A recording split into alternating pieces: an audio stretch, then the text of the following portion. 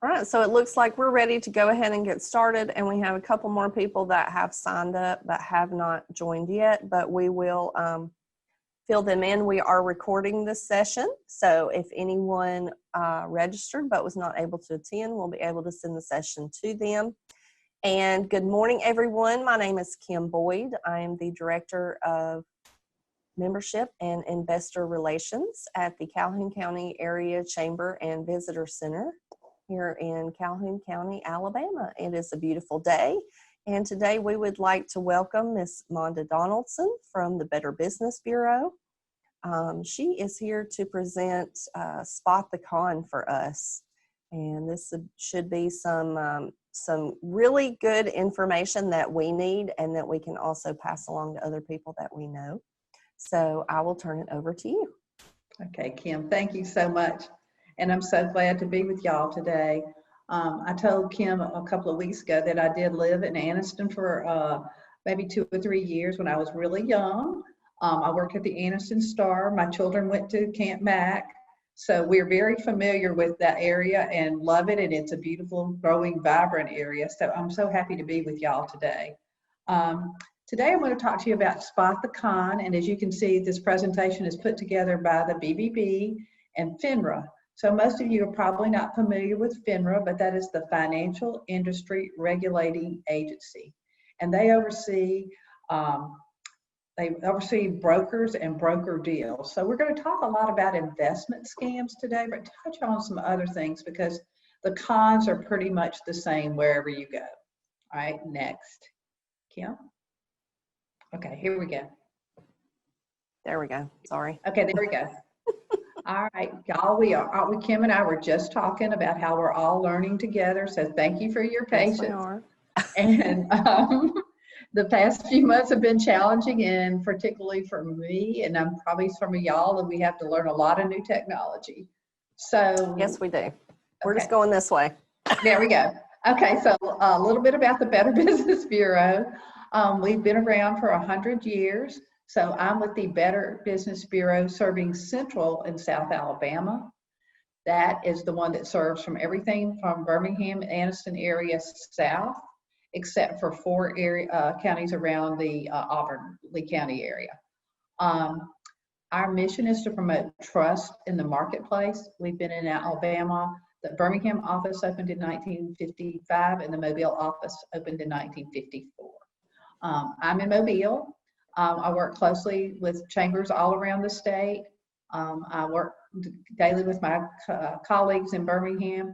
And really what the BBB is about is promoting businesses and nonprofits that support good business practices.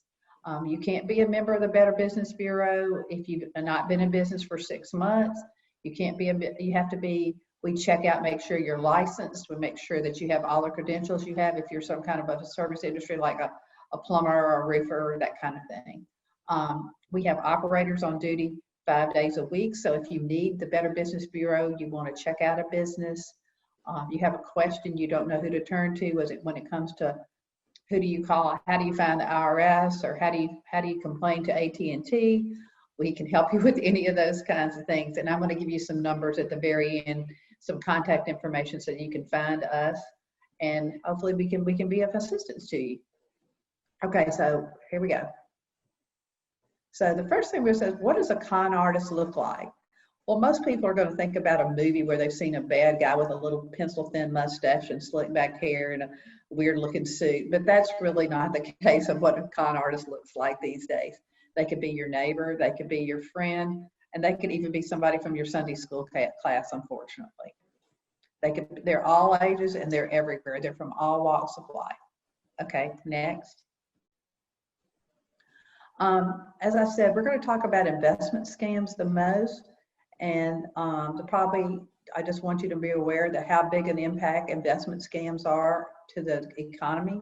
So it's a $50 billion impact to our marketplace each year. That's nationwide. As I said, FINRA and the BBB work together to collect a lot of this data.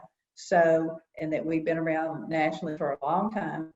And then probably the biggest scheme I've ever heard of in our lifetime was the Murray Madoff $20 billion Ponzi scheme. So these schemes are big bucks. People lost a lot of money, and they really hurt our marketplace. Okay, next. So investment scams, look at that. So almost any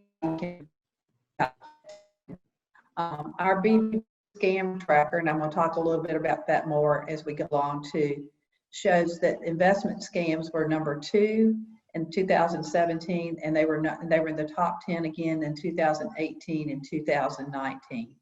So those are people that were, 1 in 2 people lost money, and as you can see, the median loss was $2,550, and $108.5 million was lost nationally due to investment scams. Okay, next. So here's a lot of the other scams that you probably have heard of one way, shape, or form. Tax scams, lottery scams, that would be like thinking you won the Publishers Clearinghouse, romance scams, grandparent scams, and then what we've seen so much since March is coronavirus scams. They are rampant. There's a new one every week. People trying to steal stimulus checks, people promoting false products. There's a lot of that. And how do these scammers kind of contact you? Well, most of the stuff we've seen lately that you've seen, I'm sure, is text messaging, emails, internet, Facebook, social media. But you're also the traditional ways have been through seminars or telephone calls or even word of mouth. And I will say that if y'all have any questions, I believe there's a chat room where y'all can put some questions in, and in a little bit, I'm going to just ask people to share if they would be willing to share an investment scam or another scam they've heard about, and maybe share an experience, because I really think the more people speak up and share experiences and give a little personal testimony, that'll open up the eyes of everybody on this seminar today, because you just think, oh, it can't happen to you. Well, it can happen to you, and it can happen to your neighbor, and it can happen to your mother, and it can happen to your grandmother, because these scams happen everywhere to everyone. Okay, next. Okay, so I was just saying this about who's the victim, who are the victims. So the victims are mostly, this is interesting, particularly when it comes to investment scams. They're financially literate, they're college educated, and the highest loss of money-wise is people over 55. And this is very interesting. It's mostly men. They're risk takers trying to catch up, and they think they're smart, and they don't ask the questions that they need to ask. And as I said, a lot of the victims lately have been COVID scams who have been taken because they thought they were getting an extra stimulus check or something. I just had a lady last week who got a text from somebody she thought was her cousin telling her how she could get another stimulus check. And unfortunately, she fell for it. When they started asking for her social security numbers, that's when she realized it was a problem. Okay, next.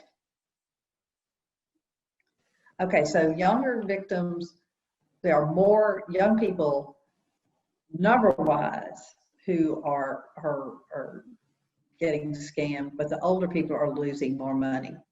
And why does this happen? They feel, like I said, they need to catch up back on their investments. A lot of people are feeling isolated or lonely, and somebody starts talking to them and stringing them along, or keep calling them back, or they start to build trust.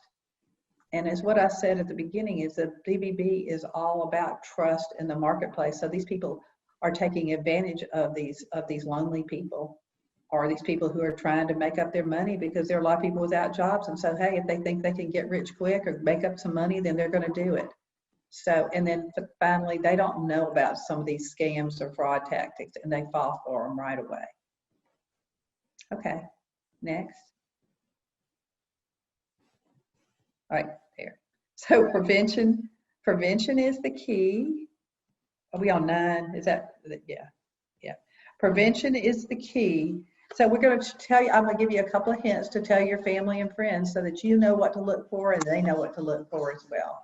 And that you can learn to walk away from these things. Okay, Kim? I'm ready. So we're going to look for the signs today. And all right, so we'll go to the next one. So this is the easy, we're ready to go. Yeah. So this is the easy way to do it. I call these the 5 flags of fraud. So there's going to be 5 topics, and there's 5 ways that most of these fraudsters are trying to get money from people. And when we get through this little part, then I'm going to ask you just to share some stories. So be ready. Okay, so the first one, all right, next, is called phantom riches. And that's dangling the prospect of wealth for something you want but you can't have. And right now is a good time for this scam to be rampant, because somebody might say, you need to make up, don't you want to invest in this because you can get your money back by the end of the year? It's risk-free investing. It's guaranteed. Those are all like really bad words when it comes to investments. You know, if it sounds too good to be true, and I'm going to say that about 3 more times, then it probably is. So phantom riches is the number one way that people try and scam you. Okay, next. The next one is source credibility. So these people pretend to be an authority, and they say they've got all this experience, and they have professional designations all over their wall, and you don't even know what they mean, but it looks good. They're dressed, they're dressed real professional. So you have to be very, very careful and not be fooled by the credibility of a nice office. And this is where FINRA comes in. You can check with FINRA, and you can also check with the Alabama Securities Commission, because they have to license anybody who is dealing in any kind of investments. Okay, next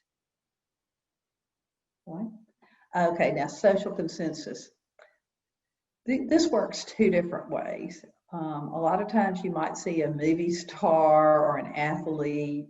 You might see an ad on Facebook. You might get a call from somebody and say, well, we know that Jennifer Aniston or Drew Brees endorses this product, or Julio Jones, somebody like that. They're endorsing this product, this investment. You know, if Julio Jones is getting in on it, then it must be really good. Well, that's not a good reason. And then this also, I spoke to a senior group down here in Mobile a couple of months ago, and these people were telling me that somebody from their church scammed everybody in their Sunday school class and got everybody in there to invest in something that didn't exist. Nobody at the church turned the man in. They were all too embarrassed. And, you know, he left the Mobile area and moved to another county. And they said, well, as far as we know, he's probably still doing it.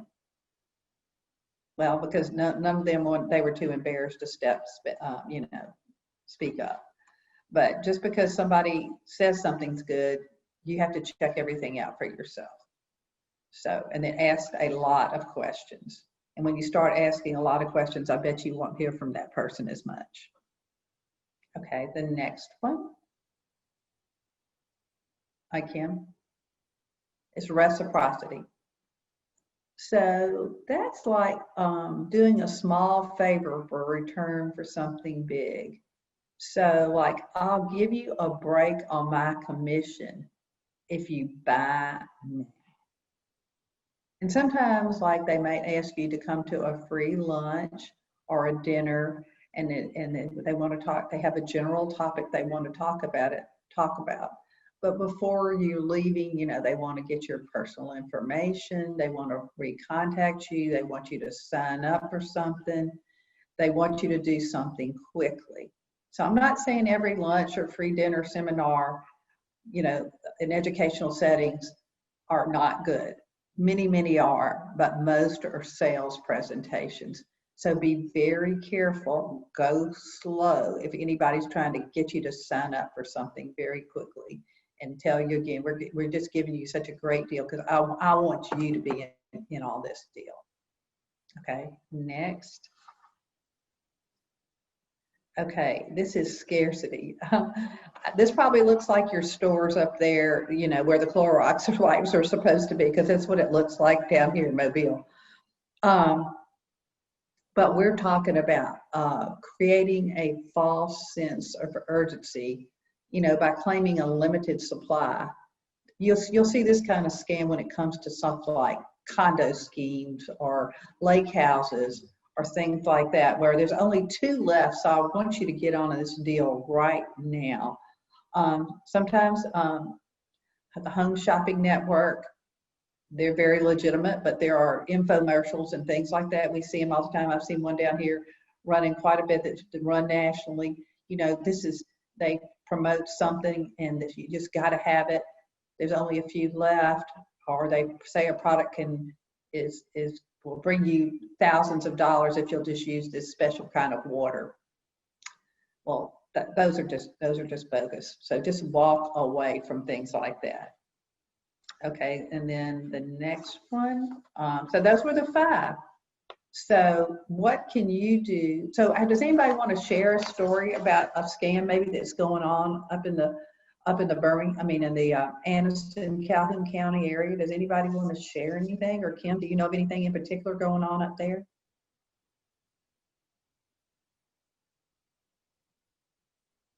I can't hear you. But Sorry, I muted myself. There was an ambulance going by. So. Okay.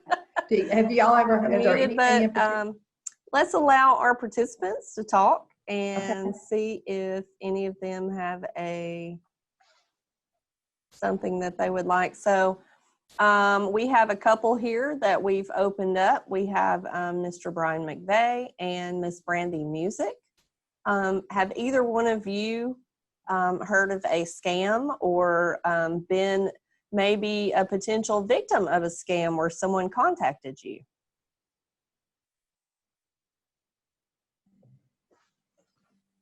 I haven't been a victim, but we have a lot of people that are, that come through the office that all have claims of people that contact them. So that's one of our threshold questions of, are you calling your banking agency or this local business, or are they contacting you? And if they contact you and then they want your personal information, which they claim to already have, right. you know, they want you to confirm that your social security number is this or your banking account number is this, then those should be triggers for you to say, I didn't contact you. And if you clearly had the information that you claim to have, I wouldn't have to confirm it with you. But that seems to be what we see constantly. And we see everything, again, from the older members of our population to the younger members of our population getting scammed on either get rich quick type schemes, like you can buy denare or some strange currency, and the we'll cryptocurrency is the big thing now. Cryptocurrency, and we'll flip it and you'll be a millionaire next month. To people who are on the other end, maybe have lost some of their retirement and want to recoup those losses. And so it seems to be avoiding the middle, 35 to 55. That's and right. Hitting everybody above and everybody below from what we see. So there's not a persistent scam. It's almost like as soon as you identify one scam, it goes away and a new one starts for us. So Brian, are you a banker? No, I'm the district attorney. Oh, you're district attorney. Okay, well, we have worked. Y'all have a fraud unit up there? Yes, but it's sort of we're a small county, so we handle everything through our investigative unit here, and we have worked with the Securities and Exchange Commission and different people at the state when we have large scale scams. Most of the time these scams aren't from here, and most of the time they're going to be either overseas or in another state. And so we've had some work that we've done with our U.S. attorneys to help us out. Well, thank you. I'm glad thank you for speaking up and giving that insight to us, because you have a completely, you have it from the victims are coming to you. You have the legal background. You're seeing everything. And it is very sad to see these people come in and, they've given their money away. We have people come in. We had a lady come in one day and she had a check she said it was from PNC for $25,000. And we're like, she said, my grandmother says this is not a real check. And we're like, nobody's going to give you $25,000, just send you a check in the mail. Well, how do you know it's not real?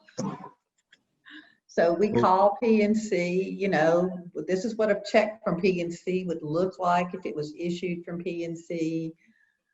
We told her where the closest branch was so that she could go, because if she deposits whatever that check was, then they would take what little money that she did have. I don't think she believed us. I mean, she left and we did everything we could, but she just wanted to believe that check was real. Right. And we have had victims that include bankers, lawyers, law enforcement officers that should know better. I had a lawyer in my office about a month ago just crying his eyes out because he was old and lonely, and it wasn't he wasn't seeking extra money. He had the money to lose. He just was lonely and wanted somebody to talk to. And so they put a female on the phone with him, and she scammed him out of a lot of money. So everybody's motivation for getting involved is different, but you're right. There are some things where we get actual checks, and those checks turn out to be legitimate looking, and they're on real check stock, and they're to real account numbers, and then you have to send them money. And by the time you send them money, your check goes through and they've emptied out your bank account. So I just tell folks to be wary of anything that's here's free money, anything that is different than you contacting a business asking for advice. And I even encourage people to go to local businesses instead of dealing with people over the phone or on the internet if you're worried about it. Yes, I thought those are all great points. And so I meant to say this at some point too. So most people that are investing, they probably had a trusted financial advisor, or they've had an attorney, or they've, even for older people, they might have somebody that helps them with their, helps them with their checking account or whatever it might be. So, they need to continue to consult with their attorney or consult with their financial person they've been using for 25 years, not just somebody who calls them on the phone and says, hey, I've got this great deal for you, which sounds like what may have happened to your colleague there.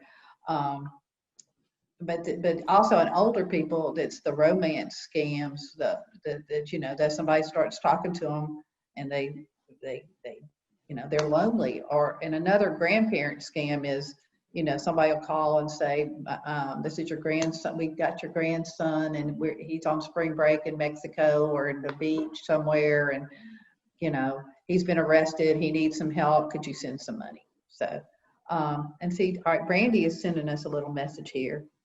Oh, wow. So she's saying that they targeted JSU students. So I am going to be making a presentation for JSU students after the first of the year. I've been in touch with them this week. And students, there's a whole different set of scams for younger people. And it sounds like maybe, Brandy, that may have been maybe like an apartment scam, maybe trying to, I don't know. That's what it sounds like it may have been. Do you want to elaborate on that any?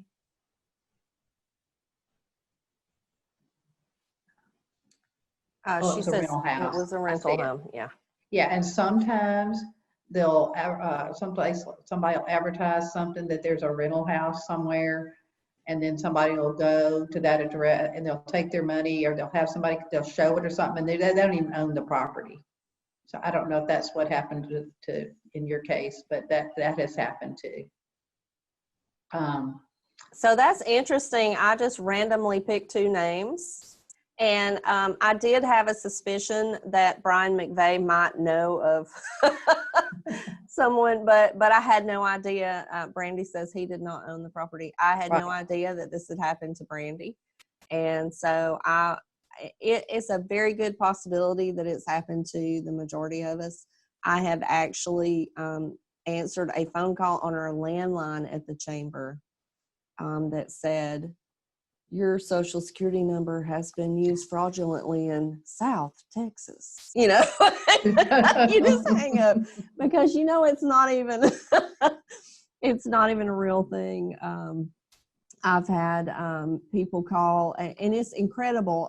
As soon as I tell them where they've called, they just hang up the phone. You know, this is the Chamber of Commerce, and they hang up. But you know, we've been pre-approved for a $250,000 loan, or you know, just all sorts of different things. And we do take quite a few phone calls here from people in the community, and they're looking for, who do I contact? I think this is a scam. I think this has happened. And so we do give them the information that they need to contact the appropriate office. But there are just so many things, you know, and some of them are, I received something from a car dealership that I won a prize.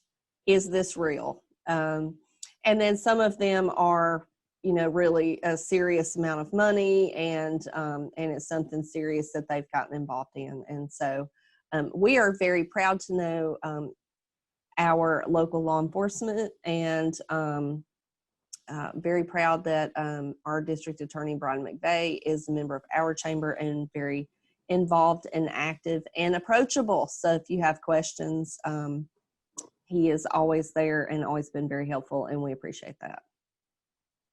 Yes, and I would always encourage people to work, you know, to call the chamber, because I think the chamber is a great resource to start disseminating. Okay, you need to call Brian, or you need to call whoever you need to call, and that's what the BBB is there for as well. So we may be telling you, you might need the FTC or the Securities and Exchange Commission, or like I said, Alabama Securities Commission, the U.S. Attorney. We've worked very, very closely. We've actually worked with some cases in Birmingham where people from our office have had to testify in federal trials when there's been a particular big scam that was before I joined them. But we have been very, very proactive with the U.S. Attorney's Office and the SEC. So Brian, thank you for bringing those up, and for Kim and Brandy for sharing some stories, because like I say, you wouldn't believe how many people in Alabama have won the Publishers Clearinghouse. But if they would just send in some, you know, buy some Walmart gift cards and meet somebody in a parking lot, they can get their Publishers Clearinghouse money. I mean, it's just crazy what people fall for. So I'm going to go to the next slide. If you want to. I'm trying to do it over here, but yeah. So Kim, you brought up you know, the phone call. You know, don't pick up the phone if you don't know the number. You just have to remember that every time. If it's something really important, people will call back. They will leave a message. You can register your number with the Do Not Call Registry. There's the information right there. And Kim does have a copy of this presentation, and like she said, we're taping it. So if you don't get the website number or the phone number and you need it, you can contact her or me, and I'm sure she'd be happy to share it with you, and I would be too as well. I touched on this a little earlier about never rush to an investment decision. You know, you just don't give away thousands of dollars overnight to somebody you've never met, never heard of, never seen before. You don't sign up for timeshares or schemes or things that you just, you know, that you got an email about it. Say, come down and look at this lake house. Or you just have to be careful. And this is a really tip. You know, we're from the South. We know how to be polite. Our parents have ingrained in it forever. So we don't like to tell people no and to go away and to stop calling and you know. But so you just have to be ready to say no and have a little script, have a refusal script ready. And then there again, if you do stay on the phone, which I'm encouraging you not to, just ask lots of questions when it comes to when it comes to thinking about investing your life savings. So I would just say be ready to say no to any fraudster and be very, very careful when you start getting emails, calls from somebody you don't know, you've never heard of. Okay, next one. Okay, here's our red flags again.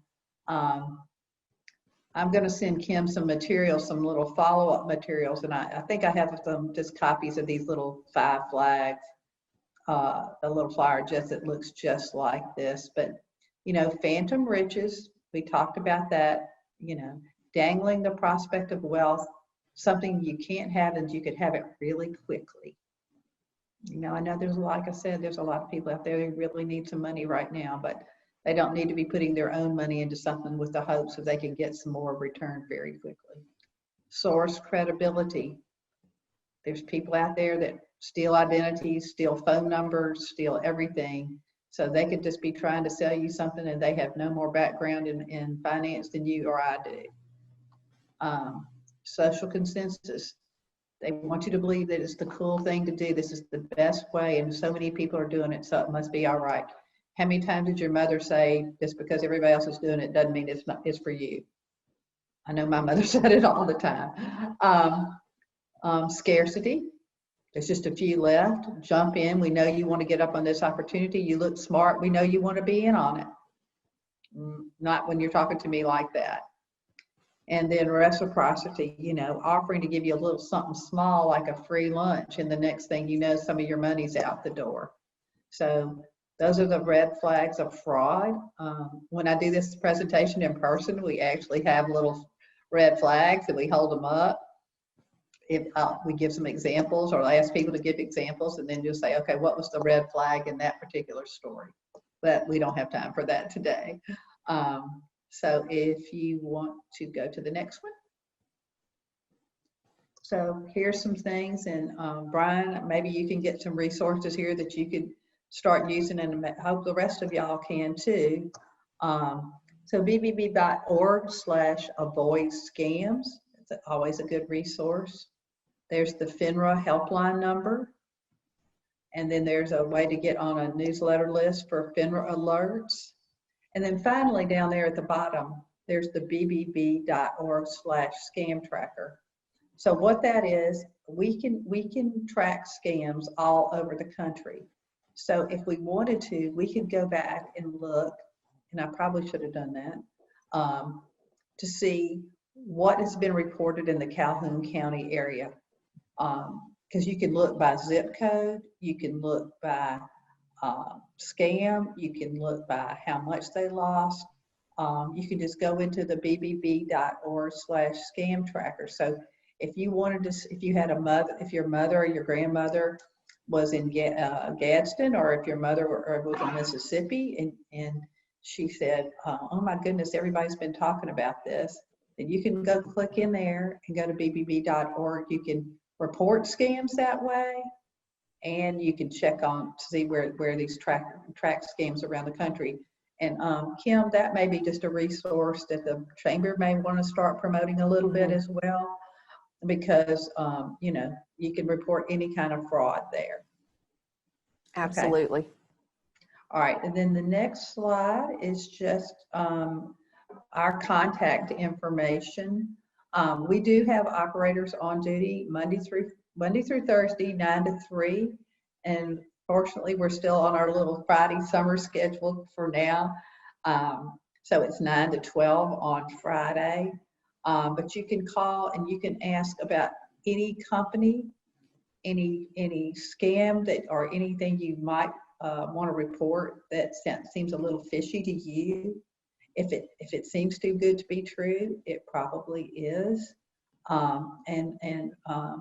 have 3 operators on duty, and they may suggest call your district attorney's office, or they may suggest calling the U.S. attorney's office, or they may ask you to call the U.S. Postal Service. I know this is crazy, but some of the like Publishers Clearinghouse has their own fraud hotline. They get so many calls. But we can direct you to the state agency, the federal agency, and even AT&T, Mediacom, some of those big service providers, they actually have some fraud hotlines as well. So that number right there, about the 800-824-5274, that's the numbers that our operators answer. That's my personal email address up there. There it is right there, or Kim has it as well. That's our website is bbb.org/CSAL. So that there again, that CSAL is Central and South Alabama. We have a Facebook page that's incredible. We're posting things daily on what's going on nationally. If we get an alert from, we had one, and Brian, you may have heard of this one recently. We got a alert from the Hoover Police Department because there were 4 stores that were listed on the internet that were furniture stores, and their only address was Hoover, Alabama. So people were paying for furniture that didn't exist. There was no address, there was no office, there was no nothing, and people were just losing money. And so we partnered with the Hoover Police Department, got the word out, please stop using this. There was another company up in Trussville, it's called US Fitwear, and they were selling items all through this pandemic, everything from bicycles to blenders to above ground pools, and everything was under $100. The company said their address was something in Trussville. It was a residence of somebody that had no contact with his people. These customers were showing up on their door. The police were called to go to the door, and the people are like, I don't even know who nothing about US Fitwear. So we've had hundreds of complaints on US Fitwear since May. They've scaled back now that they know that we're on them, but we're working with the police on that one as well. I see some more chat stuff down there. So that's about all I have. I do have a direct phone number, and it's 251-300-3388. We have just started an Instagram page in the last few weeks. We do have Twitter as well. We are a resource for all Alabamians from all walks of life. And what I love about this job is I really feel like we're helping people in their business and in decisions they make every day. So I open it up to any other questions or comments people might have, or anything else they want to share. I really appreciate Kim and everybody at the Calhoun County Chamber for having me on. So I'd appreciate if anybody else wants to jump in, or Kim, if you have anything else. Let's see, I'm looking if anyone else don't have anything right now, but I'm sure that we may have some follow-up if someone thinks of something, or the next time we see them, they will say, hey, I was on that webinar the other day and I wanted to tell you a story. So as those come in, I promise that I will share those with you. We want to thank Ms. Monde Donaldson for being here with us today. She is the Vice President of the Better Business Bureau Educational Foundation of Central and South Alabama. This is information that was presented today that has probably touched everyone here, everyone that we know in some way, either personally or through a family member or an acquaintance. And so it is vital for us to know this for business and personal reasons. So thank you, Monde, very much for being with us today. We really appreciate your time, and we are looking forward to another webinar with you in the near future. And so we'll send out information to everyone from our membership. But thank you very much. Thank you. Y'all have a great day up there. Yes, everyone have a great day. Thanks. Thank you.